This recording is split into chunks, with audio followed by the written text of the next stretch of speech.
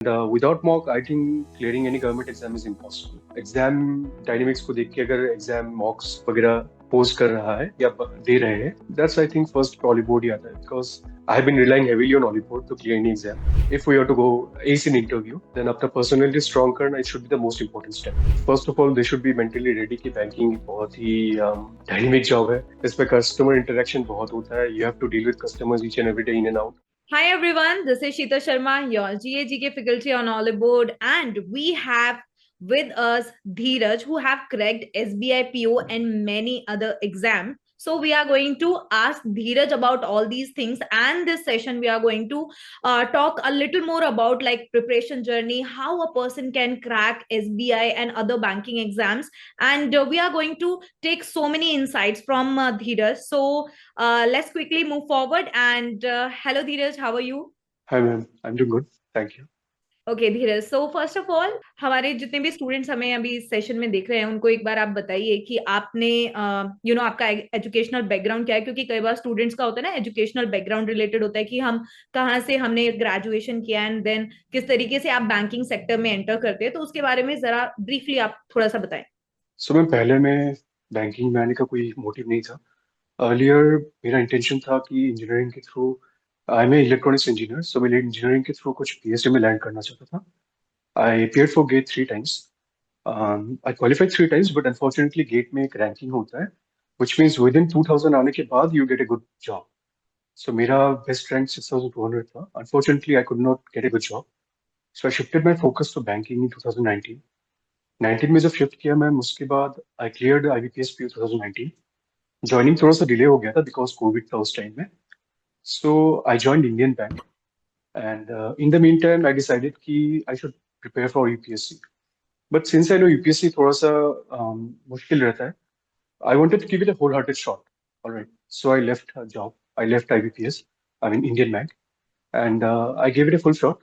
2 साल अटेम्प्ट किया, 2 बार I could not clear prelims. But that's when I decided that अब तो थोड़ा सा like I need to be serious with my career. So I decided to shift my focus to back to banking क्योंकि मैं comfortable था banking को लेकर। 2 साल काम भी किया हुआ था। So in the meantime I cleared IBPS PO twice again, and कुछ कुछ assistant clear किए थे, NICL assistant, SBI and IBPS clerk. And इस साल मैंने फिर से I got into IBPS. मैं बैंक ऑफ बड़ौदा में काम कर रहा था। I already resigned. And in the meantime I got result की एसबीआई पीओ हो गया है, इंडियन होम पोस्टिंग, सो एसबीआई में शिफ्ट कर रहा हूँ फिलहाल। ओके, सो एक तो मुझे ये चीज लगती है कि बहुत सारे स्टूडेंट ये चीज मेंशन करते हैं कि अगर आप इंजीनियरिंग बैकग्राउंड से आते हैं and then you hmm, shift to banking sector, तो उसके अंदर आपको लगता है कुछ हम्म। ऐसा है जो हार्डशिप्स वगैरह होते हैं या कुछ चैलेंजेस जो साइंस बैकग्राउंड के स्टूडेंट्स को फेस करने पड़ते हैं? मैम लॉन्ग टर्म में इशू नहीं होना चाहिए, शॉर्ट टर्म में थोड़ा सा फॉल बैक रहता है। मतलब आप लोग को जैसे इंजीनियरिंग बैकग्राउंड से कोई होता है ना, हम लोग का डायनेमिक्स ऐसा है कि हम लोग बहुत कुछ हाई लेवल के मैथ्स सीख के आते हैं। सो कुछ कुछ चीजें हम लोगों के लिए अडेप्ट होना इजी हो जाता है। बट कोई अगर नॉन साइंस बैकग्राउंड से है, जैसे कॉमर्स या आर्ट्स से है, तो उनको इनिशियली थोड़ा सा मुश्किल होगा। But I think as far as sources are available, बहुत सारे मल्टीपल सोर्सेज है, वैरायटीज ऑफ सोर्सेज, जिसको जो सूट करे and they can take the help of that mentor, and वो लोग फ्लुएंसी आ जाता है within 6 month. I think it should not take more than 6 month किसी को फ्लुएंसी आने में, आप अगर अच्छे से ट्राई करोगे तो। हम्म। अच्छा, आपने ये सोर्सेज का मेंशन किया है, तो आपको क्या लगता है, मतलब एक तो आपने काफी सारे वैरायटी ऑफ एग्जाम्स दिए हैं, लाइक आपने एनआईसीएल भी क्रैक किया है, आपने आईबीपीएस पीओ भी दिया है, एसबीआई पीओ भी दिया है, तो आपको लगता है कि मल्टीपल एग्जाम्स जो जैसे स्टूडेंट बैंक और इंश्योरेंस का साइड बाय साइड दोनों टाइप के एग्जाम्स देते हैं, तो आपको लगता है कि इनका जो सिलेबस एंड प्रिपरेशन है वो सिमिलर होता है या कुछ डिफरेंट होता है? और इसके लिए क्या सोर्सेज ऐसे आप फॉलो किया आपने कि जो आपको दोनों जगह पर हेल्प किया जिसने? फर्स्ट ऑफ ऑल मैं, मेरा जो मेन नेमेसिस था that was current affairs. So current affairs के लिए मैंने ऑब्वियसली को फॉलो किया था, which help me a lot, क्योंकि करंट अफेयर्स में मैं हमेशा रुक जाता था। एंड रिगार्डिंग अगर क्यूआर ही बोला जाए तो मेरा इंग्लिश पहले से थोड़ा सा प्लस पॉइंट पे था। But QR quants and reasoning के लिए मैंने कंस्टेंटली ऑलीबोर्ड के mocks and all this mocks मैंने कंस्टेंटली देना शुरू किया था, because as per the market scenario right now Oliveboard के मॉक्स काफी लेवल पे देते हैं, एग्जामिनेशन लेवल पे देते हैं। सो मॉक्स एंड ऑल करके ही मेरा हो गया था क्यूआर। सो जैसे करंट अफेयर्स वाला और जीए वाला सेक्शन जो है, तो आजकल ना स्टूडेंट्स को ये रहता है कि थोड़ा अनप्रिडिक्टेबल रहता है। तो काफी सारे स्टूडेंट्स का मैं आजकल देखती हूँ, वो कहते हैं कि पढ़ के जाओ, नहीं पढ़ के जाओ बराबर ही होता है, तो पढ़ के जाने की क्या जरूरत है। तो आप ऐसा कोई टिप देना चाहो जो स्टूडेंट्स को, जो आपके लिए भी वर्क किया और जिसमें आप थोड़ा डिसेंट स्कोर लेके आ सकते हो जीए के अंदर। मैम करंट अफेयर्स के लिए स्पेसिफिकली कोई ऐसा टिप तो I won't be able to give, but I would say कि लास्ट 3 मंथ का क्लियरली करके जाना है, जिसमें से बहुत सारे न्यूज आते हैं। जैसे आजकल पहले जैसे स्टैटिक्स नहीं आते, स्टैटिक्स वाला दिन गया। Like mostly they have shifted to dynamics, जहाँ पे पीआईबी सेक्शन से पूछा जाता है, आरबीआई सर्कुलर से पूछा जाता है, एंड अदर इकोनॉमिक इंटरनेशनल जो अफेयर्स होता है उन सबसे पूछा जाता है कभी कभी। सो आपको लास्ट के 3 मंथ पे जितने भी हुए हैं, आप उसको सेग्रीगेट करके रख सकते हो। लाइक आरबीआई के लिए अलग सा न्यूज, जितने भी बैंकिंग रिलेटेड अलग सा न्यूज, जिसमें से बैंकिंग में भी SBI and other nationalized banks आते हैं, आरआरबीज आते हैं। एंड आप we can also go for, मतलब सेग्रीगेशन ऑलरेडी दिया हुआ है, आप लास्ट 3 मंथ का प्रॉपरली करके जाते हैं तो I think that would suffice. Okay. So आपका, आपके अकॉर्डिंग कौन सा ऐसा सब्जेक्ट आपको लगता है कि अगर उसके ऊपर आप कमांड अच्छी बनाते हैं तो आपको एक एज या मिलता है बैंकिंग सेक्टर एग्जाम्स के अंदर? Personally for me it's English. English मेरा हमेशा फॉरफ्रंट पे रहा है। मुझे हमेशा खराब सिनेरियो में इंग्लिश ने ही सेव किया है। बट बहुत लोगों का ऐसा भी हो सकता है जिनका इंग्लिश सुधारने में समय लगे। तो आई वुड से in that scenario reasoning is a very dependable subject. Reasoning एक ऐसा सब्जेक्ट है जो आपको कंस्टेंटली फ्लो में रखता है। आप रीजनिंग को कंस्टेंटली प्रैक्टिस करेंगे, आपका कोई भी एग्जाम हो, बीट इंश्योरेंस बीट बैंकिंग, आपका हर जगह रीजनिंग सेम ही रहता है, वो चेंज नहीं होता। हाँ, क्वांट्स के थोड़े से लेवल में अप डाउन हो सकते हैं, बट रीजनिंग में अगर आप इजी लेवल पजल को पकड़ सकते हैं, हाई लेवल पजल को भी पकड़ सकते हैं, तो आप फ्लो में रहेंगे। तो reasoning is a dependable subject. But या डिपेंड्स ऑन द स्टूडेंट, वो लोग कौन सा सब्जेक्ट फॉलो करना पसंद करेंगे। हम्म। सो धीरज, अगर मैं आपसे पूछूं कि आपके मतलब कोई स्टूडेंट अगर ऐसा बिगिनर स्टूडेंट है जो देख रहा है, आपको सुन या रहा है, तो वो चाहता जी। है कि उसके पास में कुछ एक ऐसे, क्योंकि आजकल ना मल्टीपल सोर्सेज है, ऑनलाइन भी फुल बहुत सारे सोर्सेज रहते हैं। तो स्पेशली क्या होता है ना, जो बिगिनर्स होते हैं वो स्टार्टिंग के अंदर बहुत सारे इधर उधर इररेलेवेंट कंटेंट पे चले जाते हैं। टू मच कंटेंट अवेलेबल है, तो उनको पता नहीं होता एग्जाम रेलेवेंट क्या है। और उनको काफी टाइम तो इसी चीज में समझने में लग जाता है कि किस तरीके से एग्जाम आता है और क्या सोर्सेज, रिलायबल सोर्सेज होंगे। तो एक बार आप अगर सोर्सेज डिस्कस कर सकते हैं रिगार्डिंग डिफरेंट, जैसे क्वांट, रीजनिंग, इंग्लिश, तो उसके सोर्सेज क्या फॉलो या करने चाहिए स्टूडेंट्स को? क्वांट्स के लिए आपको बेसिक्स से शुरू करने के लिए आई वुड प्रेफर कि कौशिक मोहंती सर से शुरू कीजिए एंड रेगुलर मॉक्स देते रहिए। रिगार्डिंग रीजनिंग के लिए आई वुड से मेरे लिए मॉक्स ही सही था। मॉक्स से ही मैंने सीख लिया था ऑलमोस्ट। और यूट्यूब में बहुत सारी वीडियोस मिलते हैं जहाँ पे कंसेप्ट वगैरह डिस्कस होते हैं। तो रीजनिंग कंफर्टेबल था मैं। Regarding English I was also comfortable, क्योंकि इंग्लिश में पहले से ही मेरी पकड़ थी। एंड रिगार्डिंग करंट अफेयर्स के लिए मैंने एज ए सेड अर्लियर, मैं आपको फॉलो करता था। These hmm. Are the two sources which are solely followed. हाँ, एंड नाउ अगर आप ये पूछे कि कौन से सोर्सेज को फॉलो करना चाहिए, आई वुड लाइक टू से कि जो भी नए बिगिनर्स हैं, देखिए आपके लिए हमेशा सोर्सेस अवेलेबल रहेंगे। एक नहीं, मल्टीपल सोर्सेस अवेलेबल रहेंगे।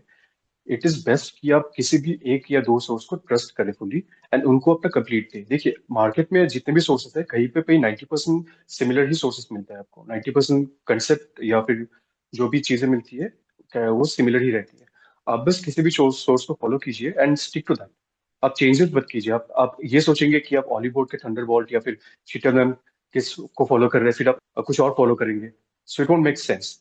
एट मैक्स आप दो सोर्सेस फॉलो कीजिए करंट अफेयर्स के लिए, that would be more than enough. So keep your मतलब प्रिपरेशन कंसाइज, क्योंकि this is just a banking exam जिसमें आप लोग को फोकस रहना है। It's all about speed and accuracy. Rightly sir. जैसे मैंने ना अभी कुछ टाइम से मैं काफी सारे स्टूडेंट ऐसे देखती हूँ कि वो ना मॉक्स को बहुत ही लाइटली लेते हैं, जो मुझे लगता है कि आई थिंक सो कि मॉक्स को थोड़ा और सीरियसली एस्पिरेंट्स को लेना चाहिए। सो एंड या एक और बड़ा प्रॉब्लम मुझे लगता है मॉक्स के साथ में कि मॉक्स देना और उसको एनालाइज करना, इसमें एक मतलब बहुत इंपॉर्टेंट रोल होता है। आप किस तरीके से मॉक्स को करते हैं, तो आपने, जैसे आपने बताया कि आपने ऑली बोर्ड के मॉक्स फॉलो किए हैं, सो उसके बारे में आप एग्जैक्टली। बताइए कि मॉक टेस्ट से किस तरीके से स्टूडेंट को हेल्प मिलता है और किस तरीके से उनको मॉक टेस्ट देने चाहिए। कई बार ना स्टूडेंट्स बहुत ज्यादा डिमोटिवेट भी हो जाते हैं मार्क्स देख के मॉक टेस्ट के। तो उसके बारे में एस्पिरेंट्स को थोड़ा सा आप उसके बारे में बताइए कि किस तरीके से उनको करना चाहिए। Ma'am I think mocks are the lifeline of any clearing any government exam. आप कोई भी एग्जाम निकालना चाहेंगे, मॉक्स आपको वो रियलिटी सिनेरियो, रियलिटी चेक देता है कि आप काबिल हो या नहीं. सो आई थिंक मॉक्स देना it's very indispensable part of clearing any government exam. Regarding मॉक्स में एक चीज बोलना चाहूंगा कि मॉक्स सब लोग देते तो है, बट एनालिसिस पे लोग ज्यादा फोकस नहीं करते, and that is one of the most negative factor. हम अगर ये सोचते हैं कि हम लोग दिन में 10 मॉक दे देंगे, so we are improvising, but कहीं ना कहीं हम लोग स्टक हो जाते हैं, बिकॉज हम लोग अपने वीकनेस को, स्ट्रेंथ को एनालिसिस नहीं कर पा रहे. हमें अपने स्ट्रेंथ को तो एम्पलीफाई करना ही है, प्लस हमें अपने वीकनेस को भी काम करना है, ताकि हम लोग एटलीस्ट एवरेज से ऊपर रहे. सो आई वुड से मैम, मॉक्स अगर आप कोई एक देते हो, अगर 1 घंटे का मॉक है, then at least give 15 to 20 minutes for analysis, ताकि आपको अपना वीकनेस पता चले, एंड आपके पास अगर सफिशिएंट टाइम है, देन वीकनेस जो क्वेश्चंस है उनको सॉल्व करने की कोशिश कीजिए, या फिर उस कंसेप्ट को हाईलाइट करके रख दीजिए जिस पे आप बाद में काम कर सकते हैं. So analysis and mocks go hand in hand, and without mock I think clearing any government exam is impossible. आप कितने भी सब्जेक्ट्स थियोरेटिकली सीख ले या फिर कंसेप्चुअली सीख ले, विदाउट मॉक्स कुछ नहीं होता. So mocks are very indispensable part of any exam. Right Dheeraj, ऐसा होता है ना कि when you are preparing for like SBI PO या किसी भी बैंक एग्जाम्स के लिए प्रिपेयर कर रहे हो, तो उसमें आपका इनिशियली प्रीलिम्स होता है, then you have your mains, Right. And PO के एग्जाम्स में Right. आपका इंटरव्यू भी होता है. सो अगर स्टूडेंट Hmm. अभी, all those people who are watching जो एसबीआई पीओ को टारगेट कर रहे हैं या आईबीपीएस पीओ को टारगेट कर रहे हैं, so what should be their strategy कि स्टूडेंट्स प्रीलिम्स को पहले प्रिपेयर करें then they go for mains, या फिर किस तरीके से वो स्टार्टिंग से अपना जो कॉन्सेप्ट है, जो फाउंडेशन है, वो बिल्ड कर सकते हैं, सो दैट उनको आगे उतना ज्यादा स्ट्रेस ना रहे. तो उसके बारे में जरा बताना. I would like to quote incident from my own life. Ma'am, 2024 का जो S B I P O और I B P S P O था, सॉरी 23 का, आई थिंक 23 का, आई गेस, हाँ. तो मैंने दिया था वो, क्योंकि I B P S P O 24 वाला क्लियर किया था. सो उस टाइम मेरा मैम एस बी आई वाला रह गया था, 0.25 से रह गया था, क्योंकि नेक्स्ट डे एग्जाम था I B P S P O का बैक टू बैक. दोनों में फेजेस में डिफरेंस तो है. Prelims is all about speed and accuracy, and mains में आपको कंसेप्ट की बहुत जरूरत पड़ती है. बट अगर आप बोले प्रिपरेशन कैसे किया जाए, you can go for integrated approach. कोई भी अगर करना चाहे, बिकॉज बिगिनर्स के लिए हम लोग को ये मैटर नहीं करता कि स्पीड बढ़ाना है या एक्यूरेसी बढ़ाना है. We should know the concept. हमें अच्छे से जानना पड़ेगा कि हम लोग किस बारे में, कंसेप्ट के बारे में सीख रहे हैं. प्रीलिम्स एंड मेंस दोनों हैंड इन हैंड ही जाता है, बट मोस्टली डिफरेंशिएट ये कर सकते हैं कि prelims is all about speed and accuracy, जिसमें आपको जितना कम टाइम में हो सके क्वेश्चन सॉल्व करना है. But mains is not only about speed and accuracy, it's about concept, क्योंकि आपको मल्टीपल चीजें एक साथ अमेलगेमेट करके दिया जाता है टू सॉल्व. सो आपको धीरे धीरे आई थिंक पहले प्रीलिम्स का ही करना चाहिए, ताकि आपका एक पकड़ बने. एंड आई वोंट से कि किसी का 1 महीने या 1 साल कितना भी टाइम लगे, इट डिपेंड्स. बट धीरे धीरे वो ग्रेजुअली वो स्टेप बढ़ते रहे, because it's banking is the only sector जहाँ पे आपका 6 महीने में गारंटी रिजल्ट देता है. सो अगर आप उस पेस को फॉलो कर पाते हैं, then yeah it's pretty much doable. Okay. So देखो, एक बार प्रीलिम्स और मेंस हो जाता है स्टूडेंट्स का, तो काफी सारे स्टूडेंट्स रिलैक्स हो जाते हैं. पीओ वाले भी, उनको लगता है कि इंटरव्यू तो वो तो आसानी से हो ही जाएगा. बट क्या आपको भी ऐसा लगता है, जब आपने इंटरव्यू दिया था, तो आपको लगा कि इट्स वेरी सिंपल या आसानी से हो जाता है इंटरव्यू? मतलब किस तरीके का आपका एक्सपीरियंस रहा, स्पेशली अगर कोई बिगिनर जाता है इंटरव्यू देने के लिए, तो आई एम क्वाइट श्योर कि थोड़ा नर्वसनेस होता है जब आप फर्स्ट कोई एक्सपीरियंस करते हैं. तो आपका इंटरव्यू, आपने कहाँ से प्रिपरेशन किया उसका, और इंटरव्यू किस तरीके से एस्पिरेंट्स को, मतलब उसको टारगेट करना चाहिए एडवांस में, कि अगर आप थोड़ा मेंस का करके चल रहे हैं and you are confident enough कि ठीक है मेंस हो जाएगा, इंटरव्यू करना है, तो क्या होना चाहिए एस्पिरेंट के भी आप पर, उसकी क्या स्ट्रैटेजी होनी चाहिए for interview? And also tell me कि इंटरव्यू का आपने प्रिपरेशन कैसे किया था.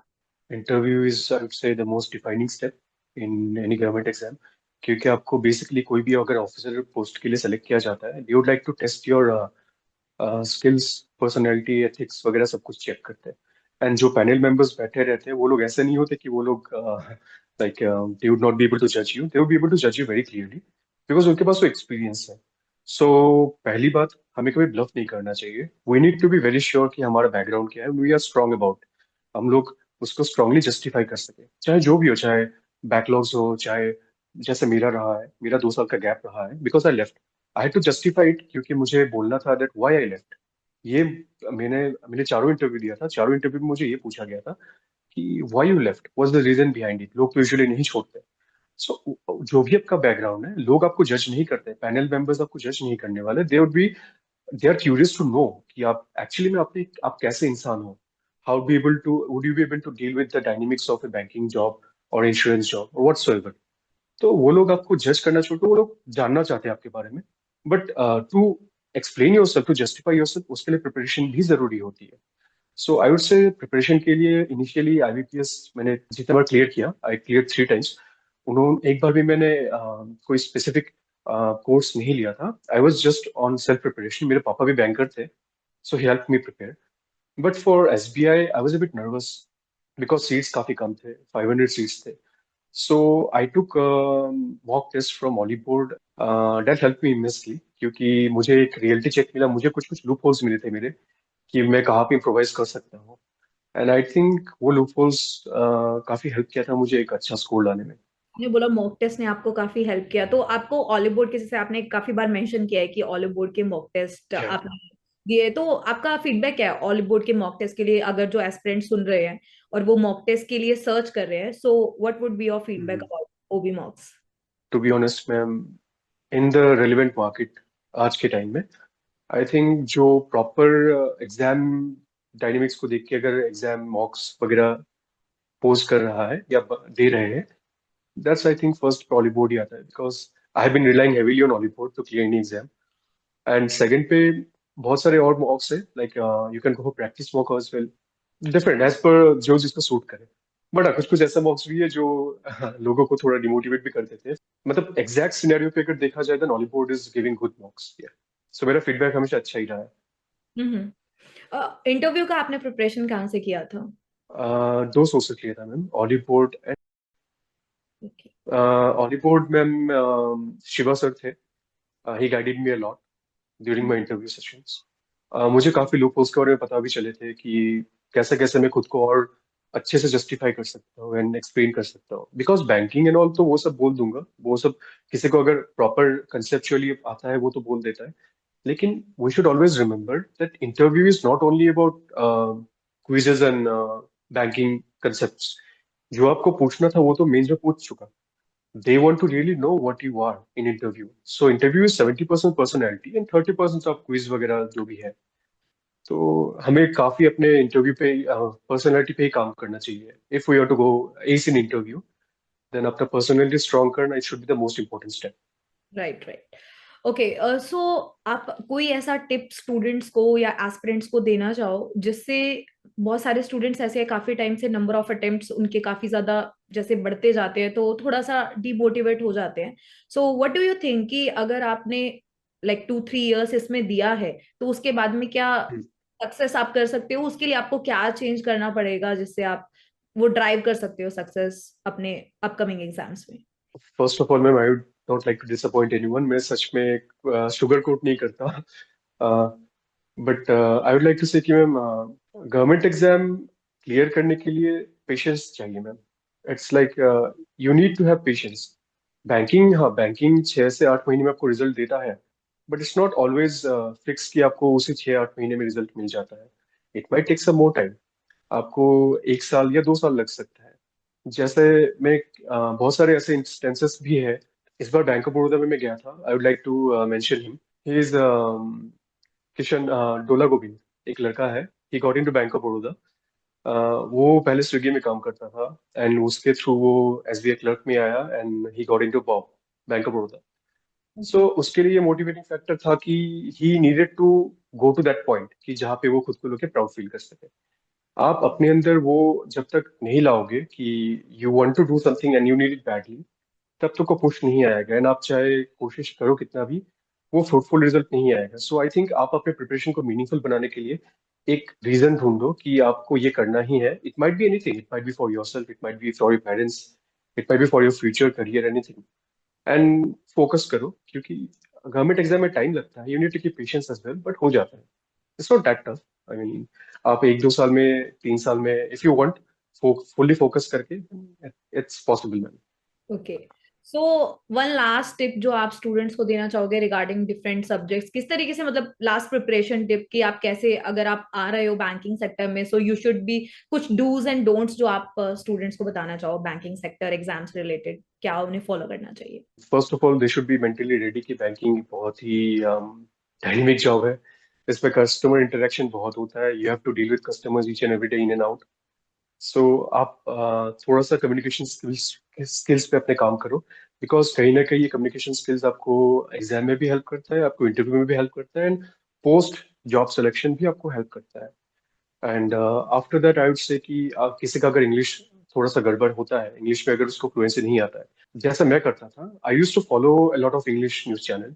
जैसे पालकी शर्मा मैम है from Firstpost, I am a big fan of her, उनके इंग्लिश स्पीकिंग स्टाइल से और उनके बात करने के तरीके से। एंड करंट अफेयर्स के लिए ऑलरेडी मैंने बोल ही दिया, मैम शीतल मैम आप तो है ही। एंड आपको अगर मैराथन्स वगैरह करना है, कोई भी डे टू डे बेसिस पे अगर करंट अफेयर्स से अपडेट रहना है, then Sheetal ma'am Oliveboard you would suffice. और regarding mocks, I would say Oliveboard से बेस्ट तो फिलहाल अभी है नहीं, so I only follow Oliveboard for mocks. So yeah. अच्छा, आपने ऑलिव बोर्ड का जैसे आपने मेंशन किया करंट अफेयर्स के लिए पीडीएफ मैगजीन, सो उसमें आपने ऑलिव बोर्ड का, जैसे ऑलिव बोर्ड का थंडर बोल्ट आता है, have you gone through that? आपने राइट। उसके या आई गॉन टू। या। ओके, सो आपको क्या लगता है कि अगर कोई स्टूडेंट लास्ट मिनट प्रिपरेशन के लिए, रिवीजन के लिए ऑलिव बोर्ड थंडर बोल्ट के थ्रू उसको रिवाइज करना चाहता है, तो do you think it works? हाँ मैम, लास्ट मोमेंट पे actually day to day basis या वीकली बेसिस पे नहीं जाना ही सही होता है, monthly basis is good, for which I think Thunderbolt is enough. Thunderbolt आप कर सकते हैं, इट्स एनफ, क्योंकि मंथली बेसिस पे, एज आई सेड अर्लियर, आपका लास्ट 3 मंथ का मोस्टली अच्छे से पढ़ना जरूरी होता है। सो थंडरबोल्ट वो क्राइटेरिया फुलफिल करता है। So, you can go for Thunderbolt. Yeah. Okay, so अगर मैं आपका ओपिनियन इस पे, क्योंकि स्टूडेंट्स का मेरे को भी बहुत सारे इस टाइप के डाउट्स आते हैं जो मैं कैटर करती हूँ कि डेली करंट अफेयर्स करे, वीकली करंट अफेयर्स करे या मंथली करंट अफेयर्स करे, सो what should be the right Yeah. Strategy? मैं एस्पिरेंट के जिन्होंने ऑलरेडी क्रैक किया हुआ है उनके पर्सपेक्टिव से जानना चाहती Mm-hmm. हूँ कि आपको क्या लगता है Okay. कि one should follow daily current affairs weekly या मंथली, किस तरीके से कि इतना हो जाएगा, उतना हम्म। इनफ, वो आप बता दो एक बार। अगर आपके किसी एग्जाम में इमीडिएट कोई एग्जाम नहीं है, आपके पास टाइम है like 3-4 month you have time, then आप डेली कर सकते हो if you are comfortable, because daily में कंसिस्टेंसी एंड डिसिप्लिन की जरूरत होती है। You need to go through the 3-4 pages of current affairs every day, you can't skip it. और वो 3-4 पेज पढ़ने में, आपको समझ के याद रखने में you need at least half an hour. So at least make sure कि आप अगर डेली करो तो आप कंसिस्टेंट रहो। बट अगर आप डेली नहीं करना चाहते, देन अगर आपको कंसिस्टेंसी रखने में दिक्कत हो रही है, then you can go for weekly. Weekly वाला आपका सही रहता है। एंड अगर आपको लास्ट मोमेंट पे अगर पढ़ना होता है, then monthly current affairs the best way. आप वीकली और डेली पे मत ही जाओ तो सही है, क्योंकि मंथली आपका पूरा कवर कर देता है। हाँ, आपको डेली जैसा इंसाइट इंसाइट तो नहीं मिलेगा, डेली करंट अफेयर्स जैसे आपको इंसाइट देता है वैसा तो नहीं मिलेगा, बट एक कंसाइज फॉर्मेट में आपको ओवरऑल पूरा क्रैम करके दे देता है। So depends on how much far you are from that immediate exam. अगर आपके पास 6 मंथ, 4 मंथ, 6 मंथ है, देन गो फॉर डेली। अगर आपके पास 1-2 महीने में एग्जाम है, you can go for weekly. But अगर आप लास्ट के 10-20 डेज में पढ़ना चाहते हो, लास्ट के 3-4 month, then I should say कि मंथली जाना सही रहता है। आपने क्या फॉलो किया था, वीकली या monthly? Monthly. Monthly. Ma'am current affairs तो it's kind of an nemesis, तो हमेशा यही रोक देता था, तो मैं करंट अफेयर्स को काफी मंथली फॉलो करता था। एंड हाँ, आपके मैराथन लास्ट सेशंस भी काफी हेल्प किए थे लास्ट लास्ट। 10 डेज हाँ, में कवर करने आपके वाले मैराथन। तो आप लास्ट राइट। 10 डेज में जो कवर करते हैं। हाँ नहीं मैम, आपके मैराथन सेशन ने काफी हेल्प किया था। आई रिमेम्बर आपके मैराथन सेशन को डाउनलोड करके, प्रेजेंटेशन फॉर्मेट में रहता है ना, I used to download it and I used to just जो आंसर रहता है ना उसको हटा देता था, and I used to tick. अच्छा, तो सो मतलब आपने weekly किया ही नहीं, वीकली करंट अफेयर्स? वीकली नहीं किया था, but I think that's the appropriate way जिससे अप्रोच करना चाहिए। हाँ, राइट राइट, तो ये तो मैं बिल्कुल मानती हूँ। वीकली आई थिंक मेरे लिए मुझे ऐसा लगता है कि वीकली एंड देन मंथली करना काफी सही रहता है। बस वही है, अगर किसी का एग्जैक्टली। अच्छा होल्ड है तो वो मंथली से कर सकता है, या वही लास्ट मिनट तो मैराथन ये है कि ठीक है जो हो गया हो गया। मैराथन्स वगैरह, या। हाँ, नहीं हुआ तो कोई बात मैम नहीं, आपके चलो। मैराथन ने काफी बार सेव किया मुझे एक्चुअली। हाँ हाँ, तो मुझे लगा है अब 90 80 90% स्टूडेंट्स का ये स्ट्रेटजी होता है कि लास्ट में देखेंगे जीए को, बहुत डिफिकल्ट तो अनप्रिडिक्टेबल, समझ नहीं आएगा, लास्ट में उठा के उसको देखते हैं, वो राइट। मैं समझ गई। लेकिन वही है, अ, अगर मैं आपसे पूछूं कि क्या इंटरव्यू का प्रिपरेशन आफ्टर मेंस करना चाहिए, उसके लिए थोड़ा बहुत पहले से भी प्रिपेयर करना चाहिए? No, it's not like after means ma'am, आप इंटरव्यू का प्रिपरेशन आज से भी शुरू कर सकते हैं। आप इंटरव्यू में सिर्फ पहली बात, और एक बात मैं बोलना चाहूंगा इंटरव्यू के बारे में। हाँ, इंटरव्यू बाइलिंगुअल होता है, आई एग्री। आई मीन, आप हिंदी में भी बोल सकते हैं, इंग्लिश में भी बोल सकते हैं। बट इंग्लिश में हो सके देन इट्स एडेड इम्प्रेशन। आपको 1 मार्क या 2 मार्क एक्स्ट्रा मिल सकता है because you are quite fluent in English and आप खुद को एक्सप्रेस कर पा रहे हैं। बिकॉज इंग्लिश को ऐसा देखा जाता है कि हाँ, this guy can speak in English, इसको बाइलिंगुअल तो आता ही होगा, but he is presenting himself in English, मतलब ये सोफिस्टिकेटेड कस्टमर्स को भी डील कर लेगा, those who prefer to speak in English. तो आप अभी से भी प्रिपेयर कर सकते हैं, कोई चाहे तो प्रीलिम्स के टाइम से भी प्रिपेयर कर सकते हैं। प्रिपरेशन मतलब ये नहीं कि आपको क्वेश्चन आंसर एक ही दिन में रेडी करना है। आप अपने बारे में इंट्रिकेट डिटेल्स, अपने प्रोफाइल को स्ट्रॉन्ग करने के लिए आपके बारे में जो चीजें हैं, छोटी मोटी चीजें, जैसे कि आपको कुकिंग पसंद है, आपको अपने हॉबीज में ये करना पसंद है, या फिर आपके बैकग्राउंड ऐसी जगह से है, आप ऐसी जगह से बिलोंग करते हैं जहाँ के कोई सिग्निफिकेंस है, या फिर आपके फैमिली के बैकग्राउंड कुछ है, आपके पापा कुछ ऐसा करते थे जिसमें जो बैंकिंग पर्सपेक्टिव से इंपॉर्टेंट रहा हो।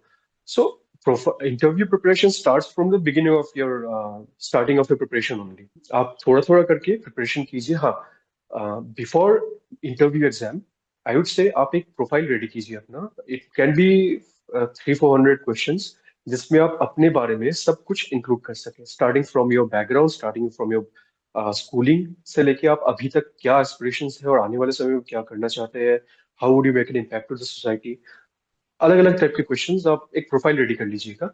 बट प्रिपरेशन अगर बोला जाए तब इनिशियली शुरू हो जाता है, बिकॉज एक्सप्रेस करने में टाइम लगता है मैम, कुछ एक दिन में नहीं स्टूडेंट होता। वो ना प्रेशर में दे या start communicating in English but they are not that much comfortable. तो आप उनको क्या बोलना है, क्योंकि उनको लगता है कि इंग्लिश जो है वो काफी ऑब्वियसली उसका थोड़ा सा एडवांटेज तो होता है, बट एडवांटेज होता है, राइट। लेकिन अगर आप इंग्लिश बोल रहे हैं and you are not comfortable in that, तो उससे आपके इंटरव्यू पर नेगेटिव इम्पैक्ट भी, मुझे लगता है ऐसा कि शायद हो सकता है आपका नेगेटिव इम्पैक्ट भी पड़े अगर आप क्लियरली नहीं कम्युनिकेट कर आई नो, पाए, आई नो। राइट? तो मैम अगर गारंटी दे ऐसा, सकते not that a big deal कि अगर आप बाइलिंगुअल या हिंदी में, क्योंकि स्टूडेंट्स को लगता है कितना इंग्लिश बोले, बहुत सारे स्टूडेंट्स होते हैं ना, उनको प्रॉपर हिंदी में बात कर सकते हैं ना प्रॉपर इंग्लिश में, तो राइट। क्या वो इंग्लिश वाला जो है बाइलिंगुअल वाला वो कितना चल जाता है उसमें? Ma'am English is a contradictory thing kind of, मुझे एग्जैक्टली नहीं पता इंग्लिश कैसा चलता है। बट हाँ, अगर आप इंग्लिश में कंफर्टेबल नहीं है, you can politely ask the interviewer कि can I speak in Hindi. या फिर वहां पे जो इंटरव्यू फॉर्म रहता है, बायोडेटा फॉर्म, वहां पे आपको मेंशन किया जाता है which language do you want to give the interview in. IBPS में भी रहता है, एसबीए में भी रहता है। आप इंग्लिश में भी बोल सकते हैं, हिंदी में भी बोल सकते हैं। एंड सपोज आप, अगर आपने अगर इंग्लिश में शुरू किया इंटरव्यू एंड आपको अगर बीच में कोई एंजाइटी वगैरह हुआ है ना, आप फ्लुएंटली नहीं बोल पा रहे हैं, you can politely ask the interviewer कि ma'am can I switch to Hindi. वो हम्म। लोग मना नहीं करते, they are like very cool person. वो लोग बैठे रहते हैं and they allow it actually. मैंने भी मैम बीच में इंग्लिश ऐड किया था एसबीपी इंटरव्यू में, बट आई डिडंट न्यू कि वो उसका इम्पैक्ट कैसा पड़ेगा। आई वाज लाइक ठीक है, बोल दिया भी बोल दिया। But hmm. Interview was good ma'am, overall it was good marks. So वो लोग जज वैसा नहीं करते, but if you are fluent in something then उसको शोकेस करना ज्यादा सही रहता है, इंग्लिश हो या हिंदी। स्विच करते हैं तो आप बोल के स्विच कीजिए कि ma'am I want to switch to Hindi, ma'am can I speak in English. Then that's politeness जो सही रहता है। It's more about personality and confidence जो यस, हमें यस उधर मैम, एक्सप्रेस करना चाहिए, कन्वे करना चाहिए, उनको क्लैरिटी होनी चाहिए एक तो आंसर्स में। सो आई थिंक एग्जैक्टली, उसी पे मोर फोकस करना चाहिए।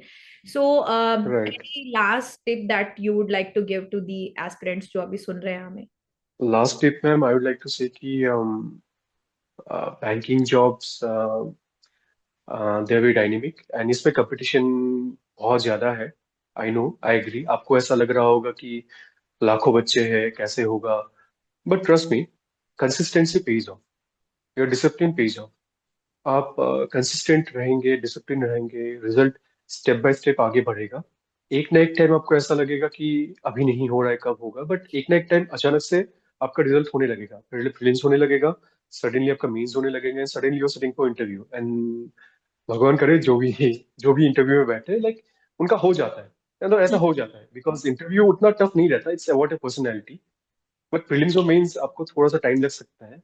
सो आप don't lose hope, just keep consistent and stay disciplined and keep working hard. Okay. One last closure question. How was your experience with It Hollywood? was brilliant, man. It was brilliant actually. Initially 2019 में जो निकाला था उसमें मुझे ऑलीबोर्ड के बारे में कुछ खास आइडिया नहीं था। उसके बाद जितने भी एग्जाम्स निकाले लाइक सब में ऑलीबोर्ड का एक मेजर पोर्शन मेजर हाथ रहा है। And the reason I trust Oliveboard is ma'am उसका जो एग्जाम लेवल है ना, मॉक टेस्ट के बारे में स्पेसिफिकली बोल रहा हूँ, it's on par with the examination जो डिमांड करता है। आपका ज्यादा भी नहीं है, आपका कम भी नहीं है। कुछ कुछ प्लेटफॉर्म्स थोड़े इजी देते हैं ताकि मॉडल बूस्ट हो सके, कुछ कुछ एग्जाम्स थोड़ा सा टफ देते हैं, बट ऑलीबोर्ड का it's on par. So that thing I like more about Oliveboard and it has been a part of my journey for a long time, I guess 3 years, 3 4 years, yeah.